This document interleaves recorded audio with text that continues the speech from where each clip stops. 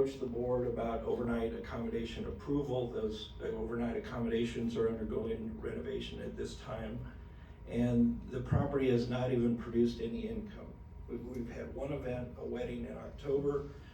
Largely we were able to accommodate that because of the weather, the pleasant weather, and the size of the wedding party. It could fit into our completed facilities. Yet the assessment treats the building as if it were fully completed commercial hospitality venue. This directly conflicts with Virginia Code 58.1-3201, which requires all real estate to be assessed at fair market value, open to interpretation, value based on its actual physical condition and actual legal use as of January 1. This is not a difference of opinion, it is a factual miscalculation. Amherst, Lynchburg, Bedford, Campbell, Appomattox, we're kind of our own entity, and a lot of people from Roanoke, Charlottesville don't quite get the valuations of our properties. We see it time and time again. So when I saw that this Pearson was from, I think, the Richmond area or Norfolk area, raised some eyebrows. But the biggest concern I have is I just had 2 appraisals come back from Hans Hill within the last 90 days, and the new tax assessment is over appraised value. That is a huge red flag.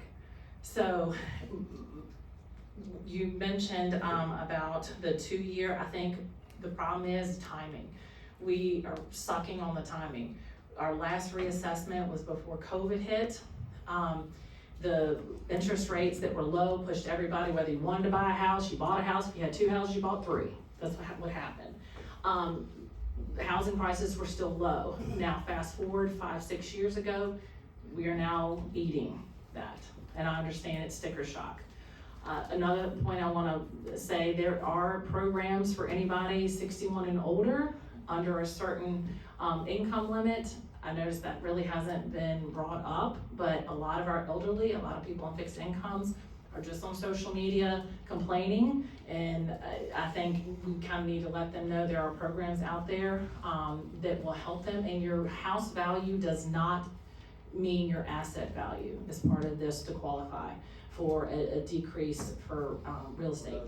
There is a tax relief program, it's called Renters Tax. Please look into that. Hopefully the people that you meet with will tell you about that. My appointment is Thursday, and I'm going to feel it, see where I go with it, and then if not, guys like me are forced to do a conservation easement, and I would express interest in that for people to look at that. That will help you. Mr. Bryant knows a whole lot about conservation easements. I've learned a whole lot. The bottom line of that is the county doesn't pay taxes from that.